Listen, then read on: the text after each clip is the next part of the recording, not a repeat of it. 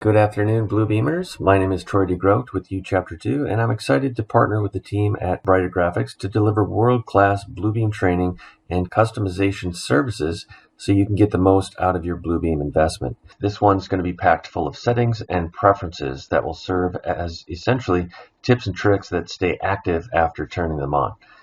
We're going to lay the foundation for saving time and creating more accurate markups and measurements in Revu. Next, we're going to jump over to the File menu here. A lot of these are just like any other software you use. Save, open, new, all of those are in here. The one that I wanted to show under File is the export feature. So down here, really cool tools. We can export our PDFs to a JPEG or a PNG.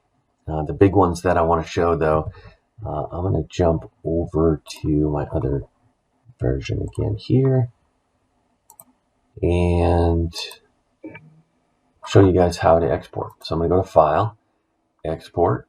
I've got a PDF of a document here. I'm going to go down to Export Word document. I can do the entire document, or I can just do a page region.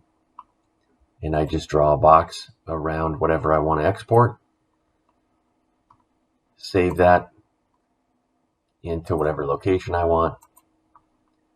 And it's going to open up a Word document for me with all of that text typed out in Word, so I could go ahead and edit those, whatever, copy and paste. A lot of times I'll do the export so I can copy and paste content from the PDF into whatever I'm working on. So that's one way of doing that, creating documents quickly. Close that. The next one, I'm going to go back to my cover sheet here where I have my sheet index. I'm going to go under File, Export again. This time I'm going to go to Excel Workbook, and I'm going to do a page region and just draw a box around my sheet index. Save this wherever. I'm going to go to my desktop.